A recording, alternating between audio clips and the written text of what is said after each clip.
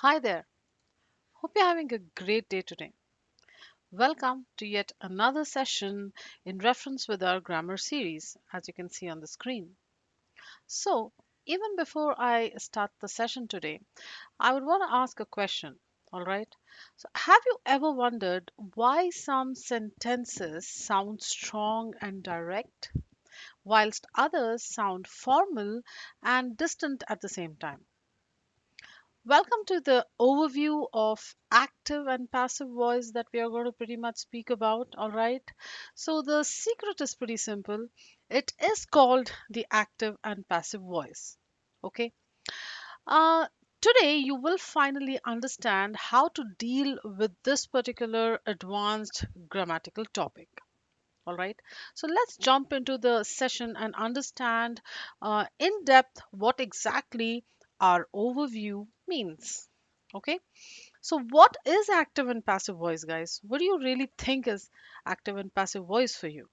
Active and passive voice pretty much describes the relationship between the subject and the object, aka, that is the action in the sentence. All right.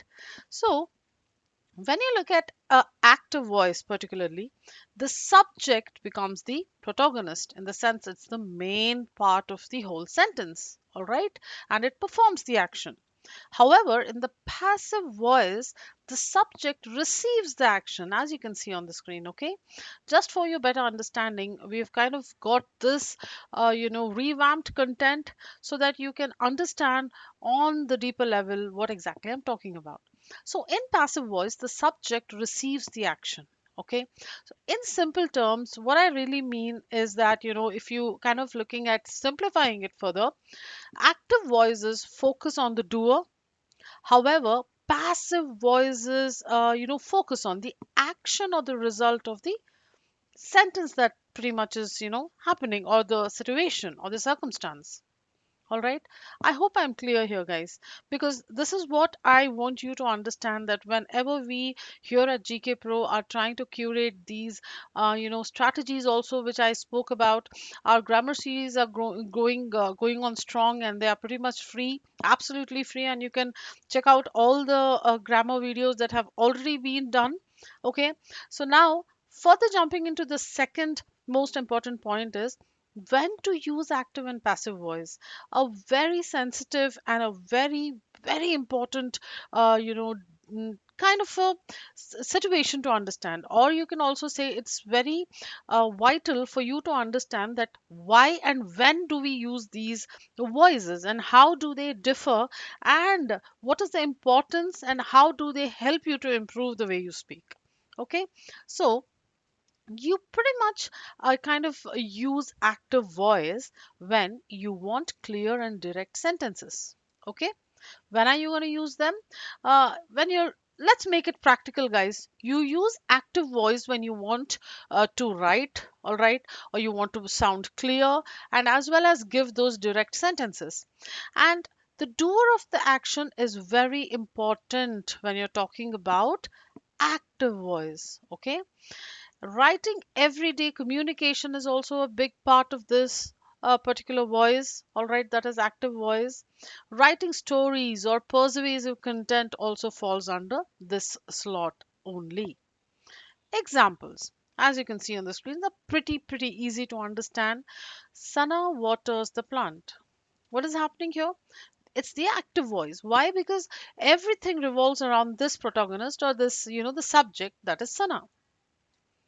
The second example, Ravi sings a song, right? Again, the same, the same concept, that the doer of the action is important, right? The doer of the action is important. Okay, and then the third example for today is Sandy writes a letter. Very easy to understand, right? These sentences are clear and direct. There's no looking back or playing around the bush or kind of running around the bush. They are pretty much direct and clear. That is the reason they are known as active voices. Now, when you look at passive voices, when do you use passive voice? You use passive voice when the doer is unknown. Okay, the doer is not important. What happens here? The action becomes important. It reverses, that's all. Okay.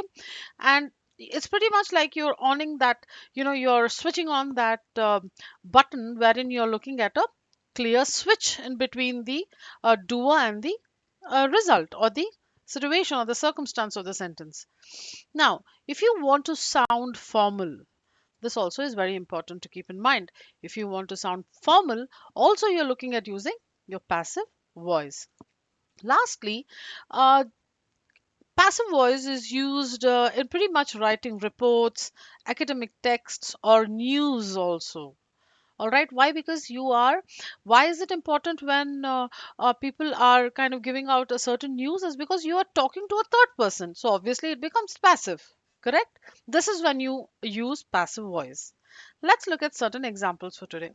The plants are watered by Sana. So what's happening here? The plants are important now. It's watered by Sana. However, it's the doer is not important here. The song is sung by Ravi. What's happening again? The song has become important all of a sudden. However, the doer Ravi is not important. This is what I told here. I kind of reinforcing again that the doer is unknown or is not important pretty much. Okay. The letter is written by Sandy. What? The letter is written by Sandy. Now, guys, notice the difference, okay? Notice the difference. The focus is no longer on the person. The focus is on the action that is pretty much taking place. Am I right? Yes? Great. So further on, I will just go ahead and kind of let you know why exactly this is important. Why is this important? It's very important, guys. It's very important to kind of understand this grammatical topic because, during daily conversations or during interviews, also you must understand how to use active and passive voices effectively. All right. So active and passive voices are important because obviously they improve the clarity of your sentence. Obviously, the articulation, the curation of your sentence, everything is in place if you understand active and passive voices effectively. Okay. Now, they control focus in writing as well.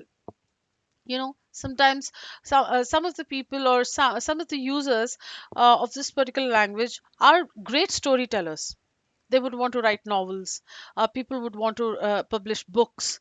At that point of time, knowing the difference between active and passive voice becomes pretty much mandatory to go out there and effectively implement these strategies when you're looking at using active and passive voice only. Okay. Now, as I told you, they make writing more professional. Okay, they avoid repetition.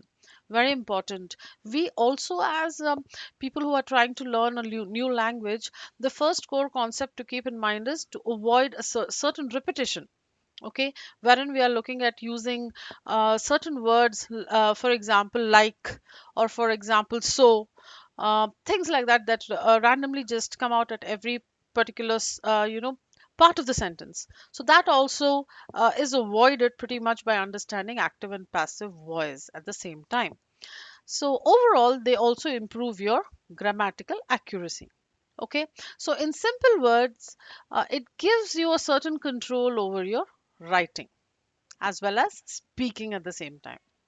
Now, how to use and apply it is another important factor that you need to understand. The structure of the active voice is very easy. Okay, let's break it down clearly now. As I told you, the structure of the active voice is very, very easy to understand. What do I mean by that? Just look at the screen, guys. It means subject, verb, and an object. That's it. Okay. When you're looking at an active voice, the structure is revolving pretty much around the subject, that is the doer of the action. Okay. Verb that represents the action that is being performed by whom? Obviously, the subject. And then the object. Object is the recipient of the action or the receiver of the action. All right. So this is the core concept of the passive voice. I'm sorry, of the active voice only. Subject, verb, and object. All right. Let's look at an example closely. So the chef. The chef here is the subject, right? Cooked is the verb. The meal is the object. Now, in this sentence, obviously, the chef is doing the action, right? The chef is performing a certain action. And who is receiving the action? The meal that is being prepared, the object is receiving the action. That is the core concept of your active voice. Example 2 also is the same, the same theory, the same method. That is she. Okay, she is the subject, writes is the verb, and the letter is the object. Pretty simple and easy to understand, right? Here the subject, that is she, is performing the action. That what is the action? She is writing, and the object, the letter, is being written. Okay, that is something which I can call simple, direct, and natural. And there is no, again, to kind of use the same phrase, beating around the bush. It is pretty much a simple and a clear statement. Now let's look at the passive voice and its structure as well. So under the passive voice, the primary position goes to your object, who now is the subject. Okay, the object becomes the protagonist or the most important person when you're looking at a passive voice, plus your be verb. Okay, plus your past participle, that is the verb 3. All right, verb in the 3 form, and by plus your subject. Okay, this by is also something that you need to add in a sentence in order to sound passive. All right, so let's look at the example first before I let you know the steps here. Okay, so what are we going to do? We are going to look at the example here, and then we are going to understand how many steps are actually involved to convert the active voice to passive voice. That's it. So the example is, the meal was cooked by the chef. It's very easy. You can pretty much, change it into passive voice pretty easily. However, there's only one thing that you need to keep in mind. The structure above has to be either memorized or practiced. So even in all of the lessons or the sessions that I have been previously taking, I kind of reinforce only one thing, guys. You just have to go ahead and pause the video here and try to read aloud. Try to read aloud all the sentences that you can pretty much see on the screen. And that's enough when you look at a guided practice session. This is just an overview of the next grammar topic that we are going to deal with. We are going to dive deep into the topic of active and passive voice individually. Okay, during that particular session, you will understand what I mean by guided practice. Within the lesson, you will have certain sections wherein you have to pause the video and do those activities on your own. Okay, that is what I mean. However, now wherever you can see the sentences on the screen, go ahead and just pause the video and read them aloud just to get a rough understanding of this topic. Okay, great. Now, example 1, the meal was cooked by the chef. The meal actually now becomes a subject, but when you look at the active voice, the meal was an object, right? Now it has become the subject. Okay, and be form is nothing but was, and your past participle is cooked. Okay, that's the verb in the 3 form. See here, verb in the 3 form, by the chef. I told you, by is pretty much used when you're looking at constructing, all right, or curating or articulating a sentence that is in the passive form. Okay, cool.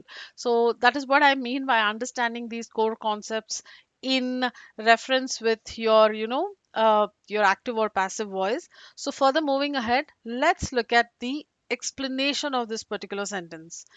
Okay, in this sentence, the meal is receiving the action of cooking, correct? The meal is receiving the action of cooking. The focus is on what? The focus is on the meal, okay, not on the person who performed.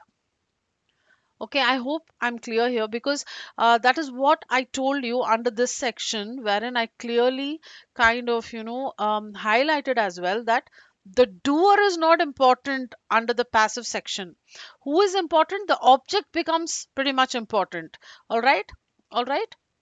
The meal is receiving the action of cooking. The focus is on the meal, not on the person who's kind of cooking it. All right. So the chef is mentioned after, all right, after by. Look at this, the chef the chef is mentioned after by using this word, that is by. Okay, and it is called the agent in the sense, the doer of the action. The same drill with this particular example as well. The lesson is explained by the teacher, right? What's happening here, guys? What's happening here? The lesson is explained by the teacher. All right, Okay, so in this sentence, the lesson is what is happening? The lesson is receiving the action of being explained. Correct? Correct? So the focus is on what? The focus is on the lesson. And the focus is not equally important when it comes to the teacher. That is the doer. That is the main concept of your passive voice. Do not worry, we are going to deep dive into these concepts. This is just an overview for you. Let's quickly look at the key features for today or the characteristics of knowing this particular grammatical tool, that is active and passive voice. Let's quickly look at the key features. So, as I told you, active voice is what? It's direct and natural. Passive voice uses the be verb like was, where, you know, structures like that. And only transitive verbs can form passive voices. Okay, keep that in mind. Only transitive verbs can form the passive voice. Okay, coming to the next, passive voice shifts focus from doer to the action. Yes, that we kind of really know now, that under passive voice, the protagonist is your action. Okay, the passive voice shifts focus from doer to the action. The action takes the primary place. All right. Going ahead, both the voices can be used in most of the tenses. Already covered the tense part under the grammar series as well. Please go ahead and catch those videos also for better understanding of tenses. All right. Now let's look at variations. What do I mean by variations?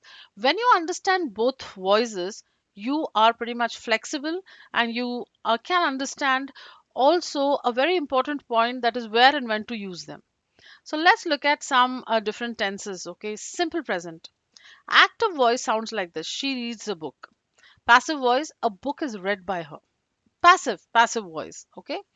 Simple past. Active voice: she wrote a story. Past. Okay. Passive voice sounds like a story was written by her. All right. What you can do best here, guys, is again the same thing. Pause the video. All right, let me draw this icon. I really love this icon. I love drawing the pause video sign. You just have to go ahead and pause the video here and read these sentences aloud. I really don't want you to do anything else. Just read these sentences aloud and try to understand the difference between what an active voice is and what a passive voice. I told you that we are going to deep dive into the concept individually. However, this is just an overview. Okay. So, next, present continuous tense. Where is my cursor? Yeah. Present continuous. She is writing a letter. A letter is being written by her. All these rules will be explained in detail. Okay. Just looking at how it sounds. Present perfect. She has completed the project. Passive voice. The project has been completed by her. Simple future. She will draw a picture. A picture will be drawn by her. Okay, all of these have structures. We are going to talk about them individually. All right. All right. Now let's look at another important point, that is advantages and benefits of knowing active and passive voice. I think by now you should know what are the advantages, because you can sound truly academic, and you can sound truly formal when you are speaking in this sense, right? Knowing the difference between active and passive voice is another thing. However, after every session, I would want you to do this, that is practice. Self check is the most important and mandatory when it comes to improvising anything really. Okay, great. So, what are the advantages and benefits? The advantages and the benefits are: it makes your writing flexible. You can talk a lot more. Okay, what do I mean by flexible? You can talk a lot more. That's something that is truly important to me. Talking is very important because in the profession that I am, I really need to twist and turn those structures in order to sound proficient. Okay. Next, helps adjust the tone. As I told you, it helps you to sound formal as well as informal sometimes. Improves your academic writing. Yes. Strengthens communication skills. Very important bullet point to be noted when it comes down to understanding active and passive voice. And overall enhances your grammar accuracy. Okay, that's the goal, that's the concept. One goal in mind is to sound fluent, so that this particular grammatical tool helps you to do that. Okay, very soon we are going to look at, you know, just a few key takeaways of the whole overview that I just gave you. So active voice focuses on the doer, guys, as I told you. Passive voice focuses on the action or the result. Yes, passive structure uses the be and the V3 form of verb, that is the past participle. Only transitive verbs can be made passive. Don't worry about this transitive verbs phrase. I'm going to deep dive into that as well. Okay, so for that, you really need to come back to our session to understand what are transitive verbs. I cannot explain it to you right now because this is just an overview for you to understand that what is the core concept behind understanding this particular grammatical tool. Now, active voice is generally clearer and preferred most of the time. Okay, great. A quick summary again. A quick summary. So, what's the real difference, guys? I hope you understood what's the real difference is. Active voice makes, let's say, sounding strong and direct pretty easy. Okay, active voice makes a person sound direct and strong very easy. Passive voice shifts the focus to what? It shifts the focus to the action. Okay, and adds a sense of formality. All right, that's very important. So when you understand both of the voices, what happens? You just don't write sentences, you control the meaning. Okay, you control the meaning of the whole content that you really want to put across, and you sound powerful at the same time. Okay, so guys, I just want to end this session by letting you know that if you're learning with us on YouTube, this is a part of our free grammar series. We have another series that is the spoken English as well, that is for 50 days, also going free on YouTube. Okay, if you want guided practice like one on one session or step by step confidence building, you can join us through the link that pretty much is given in the description. Remember, guys, start free and continue only when you feel ready. Thank you so much for joining in today and have a great day ahead.